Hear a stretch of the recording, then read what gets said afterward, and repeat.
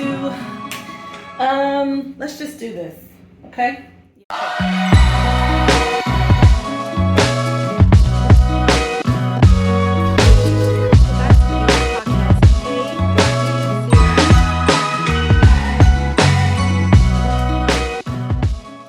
What's up, everyone? It's your girl Victoria. I'm back with another episode of the V-List podcast. This one is going to be a little deep and philosophical. I just finished this book, The Midnight Library, and it's not a new book. Apparently it's been out for a while, but it's new to me. One of my friends actually suggested that I read the book, and so I listened to it on Audible. And it starts a little dark. It does start a little dark in terms of like the main character, Nora Sneed.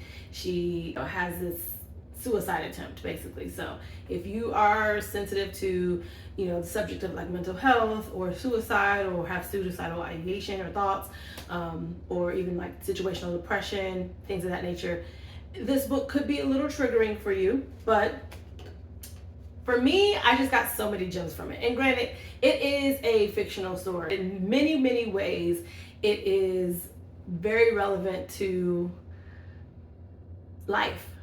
I've always been one to say that I feel like I've lived multiple lives. And I do. I still feel that way. I feel like there are many different lifetimes, I guess, that we live in this one existence. And some of those lives you get to choose. Some of those lives you don't necessarily. But in every life, you have a choice. Life is made up of a bunch of just choices, like millions and millions and millions of decisions that you make on a regular basis. And even when you're not conscious or aware of the type of decision that you're making, you're still making a decision. And as you become older and you become wiser and more spiritually conscious and things of that nature, then you can kind of start to develop what we know as regret. Now, regret, I'm not sure how early you can feel experiences of regret. I don't know what age that begins at, or if your sense of regret starts to deepen the older you get or the more experiences you have.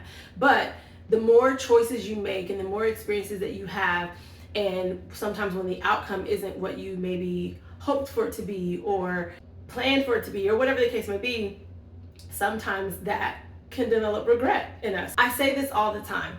My life has been, number one, divinely guided and orchestrated by God. And I just think that there's a whole lot that goes into even that saying, right? I look back over the things that I've experienced and the life that I've lived and the different experiences that I've had, and I realize how it all kind of comes together and how it all kind of makes sense. Whether or not you believe in science or religion or spirituality or whatever, all of those things culminate and create the experiences that you have in this life or in the next life.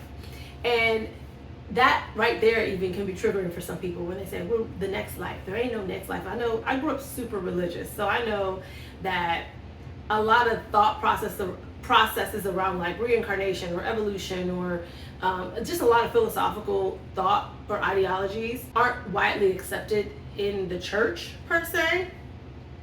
But it is what it is. I have always been interested in philosophy and psychology. Hence, I studied psychology in school. I wasn't the star student or anything, okay? I, as a matter of fact, was on academic probation way more than I would like to admit. But I remember the subjects in school that interested me, I always did well in. So psychology being one of them. Sociology was, up there with it a little bit, but philosophy was one of my favorite courses to take in school. And I aced it. I would always get really great grades in my psychology and philosophy courses.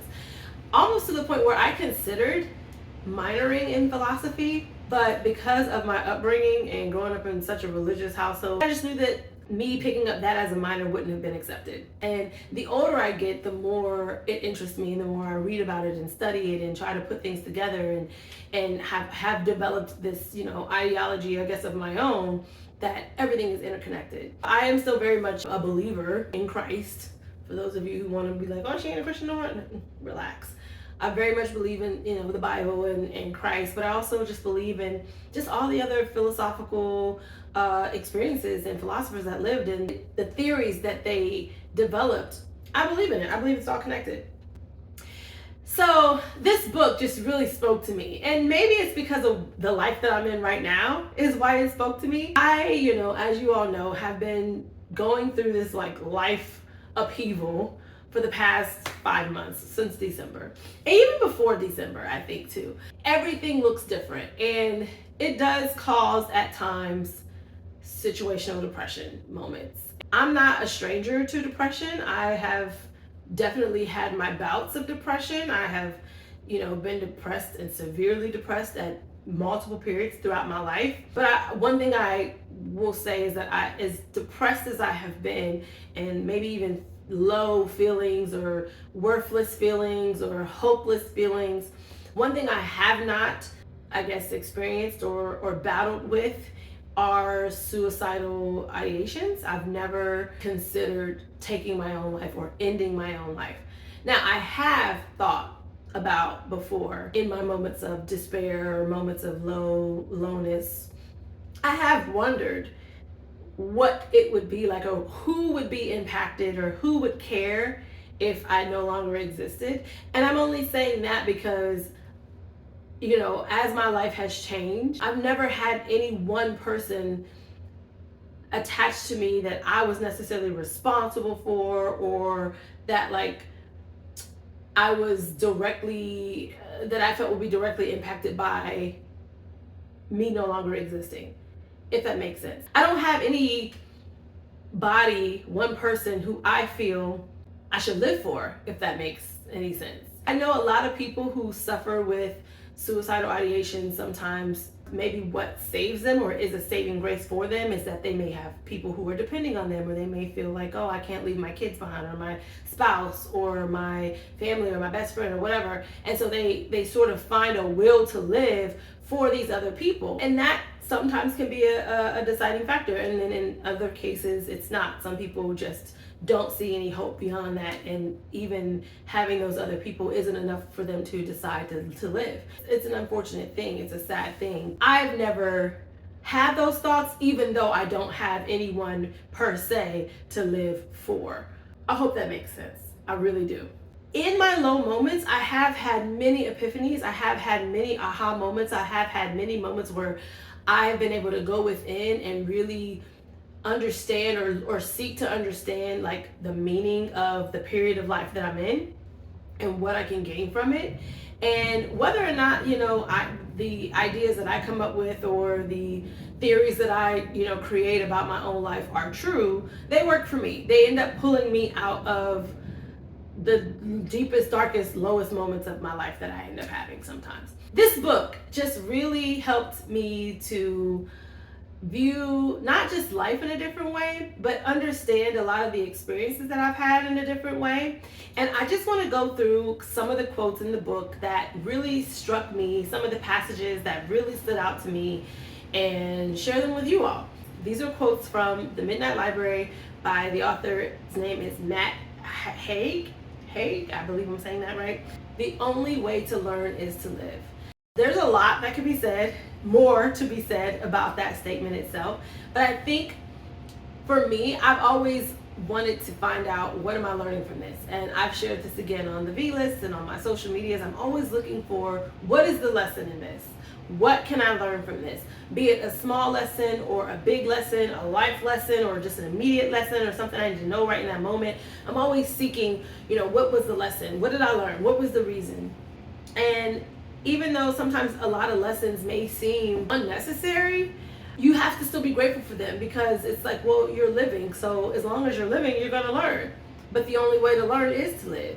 So in order for me to not make certain decisions again, I would have had to have learned that via living. I feel like this quote could also help people who are feeling despair, like, oh, well, I just can't get it right. I can't do anything right. Nothing ever goes right. I just don't understand how to do things the right way, or I don't know what to do next. And so they feel like they want to end it. But to me, I guess I would just ask the question, do you want to learn? Do you want to learn how to do those things? And if the answer is yes, then the only way to learn is to live. So you have to live and try all the multitudes of options or decisions that there are to make, because there are several millions of decisions that you can make that can ultimately change the whole trajectory of your life. The other thing is a passage.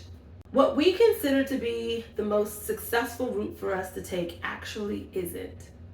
Because too often, our view of success is about some external bullshit idea of achievement. An Olympic medal, a good salary, the ideal husband.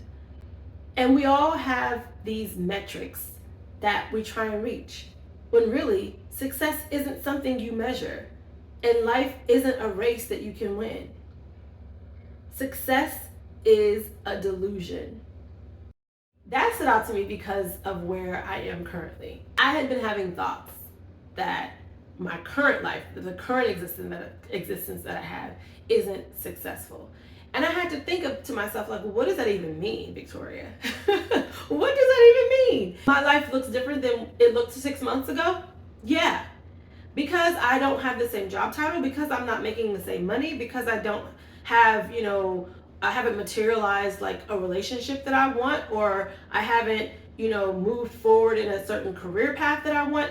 Does that mean that I'm not successful overall? Like, should I just deem my whole life to be unsuccessful because of the current life I'm living? No, that it's not fair for me to do that to myself. It's not fair for me to do that to God, because or ultimately God is the orchestrator of my life, but He's given me free will and choices. And the life that I've lived so far, I've had many successes, several successes. So for me to like not be appreciative of those, or to demean those successes by saying that like, oh, I'm not currently successful, or making myself feel like I have had moments where I felt like worthless. And I shared this a few episodes back when I was asking like, who am I? Me discovering who I am outside of all of those things, outside of my job title, or outside of the money I make, or the car I drive, or whatever. None of those things exist anymore. So does that mean I am a failure, or that I am not successful? No, because success is a delusion. It's something we think up. It's something we create. It's something we make up. I could say that I'm very successful because I'm still living every day. I could say I'm very successful because I'm able to achieve a life of peace and ease, even though I don't have the means to necessarily do that anymore. Like, again, what we create in our brains as success is just that, something we've created in our brains. And it's like these metrics that, again, we're trying to reach are just, they're non-existent. So why do we put this type of pressure on ourselves? Mainly me, talking to myself, okay? I'm preaching better than y'all, amen, all right? The second part to that is, it's easy to imagine that there are easier paths, but maybe there are no easy paths. There are just paths. There are patterns to life, rhythms. It is so easy, while trapped in just the one life, to imagine that times of sadness or tragedy or failure or fear are a result of that particular existence. That is a byproduct of living a certain way, rather than just simply living. It made me think about when I was living the life of a consultant. I was constantly trying to achieve and abound and reach the next level and, be promoted. And, I had initially had these goals of like, oh, I could go really far in this company. I could really go to the top, and I'm trying to meet all these metrics and trying to make all of these moves. But I just kept feeling like a failure, kept feeling like I kept having these fears of achieving, because I didn't feel capable of doing certain work or doing the job that I wanted to do. I could easily blame those thoughts of failure on the fact that like, I'm in this job and I don't belong here, and maybe I need to go do something that I'm better at. Those thoughts of fear were associated with that existence, a byproduct of living a certain way. I was living in a life in a world that measured your success and measured your worth on the metrics that you were able to meet. Which is why a lot of people, like, I don't blame a lot of people who leave corporate and who, leave their jobs and go and seek out like what brings them peace and pleasure in life. Because all those fears and feelings of failure and self-worth and doubt and all that stuff, they're attached to a certain existence. They're attached to a certain ideology of success, when those things don't matter. The reason why you're feeling that way is because you're living a certain way. You're living in this way that makes you have to achieve or succeed or compete, instead of just living and being okay with the mistakes, being okay with the successes, being okay with the failures, being okay with the lessons. That all those other fears and things are attached to an ideology. It's attached to a construct. Where do these fears come from? Imposter syndrome. That whole imposter syndrome only exists because it's attached to a certain way of living. That was a word. In the book, another quote is, sadness intrinsically is a part of happiness. One can't exist without the other. You hear a lot of people say, I just want to be happy, I want to be happy, I don't want to be sad. But what I learned and what I understand is that you can't be happy without having been sad. You won't know what happiness means if you've never been sad. And even if you are happy all the time, when you become sad or something happens that makes you sad or that causes you to be sad, it's a part of being happy, because you'll know what it feels like to be happy. You'll understand what happiness really means, and you'll value the happiness when you understand what sadness is. It's duality. Like, we live in a dual universe. You can't have one without the other. Does that mean that you always have to be one or you always have to be the other? No. It's a part of balance. You're going to have happy moments. You're going to have sad moments. That's life. The other thing that really stood out to me, because again, we're always seeking, for me, I had to stop this, always seeking what's next, what can I do next? Like, I do like to, I feel like I have a bit of an adventurous spirit. I will try some things, but instead of always seeking what's next, it's like really learning how to just be in the now and understand what's happening right now and appreciate these moments for what they are, and understand that these moments are as fleeting as any other moment. Happiness, good moments, times of joy, excitement, those are all great, wonderful feelings, but they're fleeting. And that's what happened in the book. She kept living all these different lives. She would go to the Midnight Library, and I don't want to give too much of the book away for those of you who want to read the book, but she was in this Midnight Library after her suicide attempt, and she was presented with all these different books of her life. Each book contained a different version of her life, and she was able to go and experience those lives for either a brief moment or for an extended moment. But either way, it was a culmination of decisions that she had made, and was showing her like basically the different outcomes and possibilities, but also like the pros and cons, because in some lives she had her best friend was near, her best friend was alive, and in other lives her best friend was not there, her parents were not alive, and in other lives she was super successful and very popular, but she wasn't happy. And in other lives, she was living a life that her parents wanted her to live and to make them proud, but then she wasn't happy. And then in another life, when she finally got to the life that she felt like was perfect for her, there was still something missing, because she realized she hadn't really created that life. It was a life that society said was supposed to be good. She had money, she had success, she had a family, she had a husband and children, a dog. She had no worries about money, all those things, that people try to achieve. She kept telling herself, this is a good life, this is a good life, but she couldn't stay in that life because everything is fleeting, but also because moments happen and then they go away. Good life doesn't last, just like the bad life doesn't. This quote also stood out to me.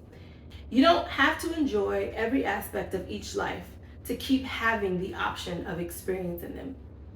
You just have to never give up on the idea that there could be a life somewhere that could be enjoyed. Equally, enjoying a life doesn't mean you stay in that life. You only stayed in a life forever if you can't imagine a better one. Wow.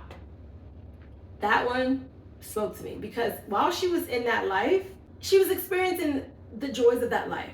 But she kept wondering, but what else is there? There has to be something more. Is this it? Is this the perfect life? Or is it just a good life? What does perfect even mean? there's always more to be enjoyed. There's always more to be explored. There's always more to learn. There's always more to experience. Enjoying a life doesn't mean that you stay in that life. So all more reason why we're told to enjoy the moments, be in the moment, because the moments are fleeting. You may not stay in that life. So when you're in that life and you're having great moments, enjoy those moments, because the next moment may not be so great. But the hope in that, you just have to never give up on the idea that there could be a life somewhere that could be enjoyed. So if that moment was created and it was a joyful life, then you know that it's a possibility to live a joyful life. So you can create that life again, or something even better. If you feel stuck, that you only stay in a life if you feel like there isn't a better one to be enjoyed. How many people get stuck like that? There are so many people who get stuck in their situations, and I'm grateful that I'm adventurous enough to not allow myself to get stuck for too long. Even though I have moments of where I'm feeling really stuck, I realize I can make a decision to move, or to quit, or to leave, or to cut people out of my life, or to invite or welcome new people into my life. All of those are decisions that I can do to create a life that I'm imagining to be better than the one I'm currently living. That's all you have to do. It's a decision. It's literally a decision. Finally, it is easy to mourn the lives we aren't living. Easy to wish we developed other talents, said yes to different roles. Easy to wish we'd worked harder, loved better, handled our finances more astutely, been more popular, stayed in the band, etc., etc. It takes no effort to miss the things that we didn't do. It's easy to regret. But it's not the lives we regret not living that are the real problem. It's the regret itself. That right there was enough. That right there was enough said. The problem is the regret. Why are you regretting anything? If you have an experience, and I've said this before as well, that I don't necessarily have any regrets. Do I wish that things could have gone differently at points in time? Absolutely. And can I go back and change those decisions? No, not really. But I can recreate them or move forward and make better decisions or different decisions that will take me on the path that I want to go on. And even if I'm not consciously making that decision, the fact that I've at one point in time prayed for that thing to happen or willed that thing to happen in my life, it puts it into alignment with me and my energy to make those things happen so that I don't have to live in regret. I can say, man, I wish that this had gone differently, but do I regret it? No, because what did I learn? The only way for me to even have anything to learn from is to have lived those experiences. I'm not going to live in the past.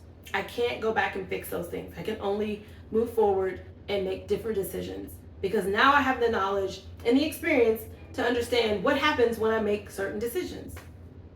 Yeah, I really do try not to live with regret. But this quote stuck out to me. We don't have to do everything in order to be everything, because we are already infinite.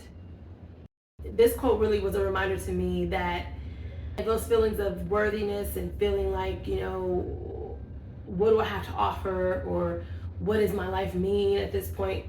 Because I always feel like I have to be doing something. I always feel like I have to be achieving something or working towards something, and in order to feel worth or feel worthy or valued.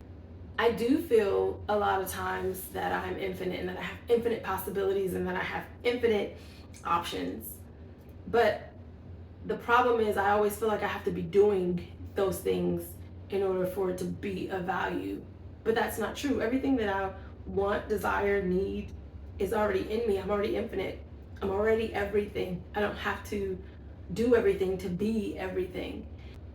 So I know there's a lot of rambling and it may seem a little bit over your head, a little bit like, la, what are you talking about? But I really just feel like, mainly for me, the revelations that I've had are that I get to choose. I get to create. I am a co-creator of my life. I am not going to live with regrets, because it doesn't do anything but keep me in low vibrational energy. It keeps me sad, keeps me depressed, and that's not where I want to be. That's not even who I am. So I'm not going to live with regrets. I can take the lessons that I have gathered from the lives I've lived so far and incorporate those lessons into my lives going forward so that I know how to shape the experiences. And even in those new experiences that I'm going to experience in life, or the different lives that I'm going to live, I am going to understand how to intrinsically just be in that moment and appreciative of that moment and embrace whatever it is, the sadness, the happiness, the emptiness, the fullness. Embrace it for what it is in that moment, because I understand that it can be fleeting. But the beautiful thing about having this understanding is that I know that I can continue to create experiences in new lives. It's just about being in that moment and embracing that moment for what it is, simply for what it is. That's what I took away from it. The best life for me is to just keep on living, because the only way to learn is to live. I hope this helps somebody. I hope it wasn't too deep and philosophical or too over your head, and I hope I made sense with some of the things that I was saying. If you have not checked out the book, The Midnight Library, check out The Midnight Library by Matt Haig. Also, while I'm promoting books, I'm not going to promote somebody else's book and not promote my own book. Hello. The V-List podcast presents the A to B journal, 22 Thoughts to Enhance Your Life. It is still available for purchase on Amazon.com, BarnesandNoble.com, or my website, thevlistpodcast.com. I hope that this helps somebody. It certainly helped me. Anyway, love you. Bye.